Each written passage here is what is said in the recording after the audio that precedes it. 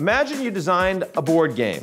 Teach everyone the rules. All your friends start playing. And then mid-game, you flip the board. Accuse everyone of cheating. You demand new rules that benefit you. That's what other countries believe the United States is doing right now with global trade. Since the end of World War II, the U.S. has been the architect of the international economic order. The Americans wrote the rules. The Americans built the institutions, the GATT, WTO, NAFTA, with the United States at the center. But as Washington takes a wrecking ball to the global trading system, pushing far higher tariffs and rewriting trade agreements, it's no longer playing by the very rules that it created. President Trump's tariffs are chaotic, confusing, and constantly changing. America has become the main driver of global economic uncertainty and is increasingly not seen as a reliable trade partner. Governments trying to negotiate and can find out that the terms have changed overnight. That's what happened to the European Union in July when Trump announced a new 30% baseline tariff on Truth Social, despite months of talks. So what can countries do?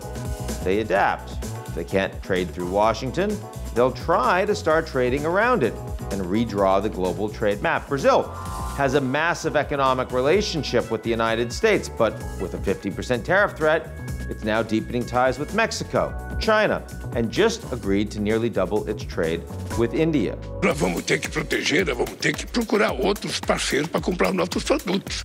Canada is strengthening its Asia-Pacific partnerships and in June signed a security and defense agreement with the European Union with plans to expand trade cooperation. We're trying to make sure that ultimately, while the U.S. is becoming weaker, we will become stronger. The real power play is coming from Europe, pitching itself as the world's steadfast trade partner. The EU is actively, though very carefully, negotiating with China. They're reinforcing ties with the United Kingdom, and they're pushing for deeper trade partnerships across Latin America and Asia. We're living in turbulent times, and when economic uncertainty meets geopolitical volatility, partners like us must come closer together, and you can count on Europe.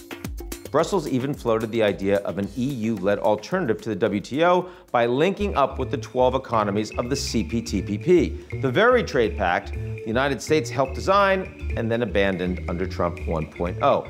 That's the new map, and it's a sea change. Yes, America's economy is still the largest in the world. It won't be excluded from global trade, but trade relationships are already changing in ways that will long outlast Trump's presidency. Global supply chains are, of course, sticky. Once you build new infrastructure, once you rewrite regulations, and you sign multi-year agreements, trade is hard to reroute. Political trust, once lost, is difficult to rebuild. And even if America changes course once again when Trump leaves office, the world's new economic order will have steered in a new direction. The big question, will allies stop at trying to work around the U.S. and actually start working against it? As America steps back from 80 years of leadership, that's the gamble it's taking. Is it worth the risk?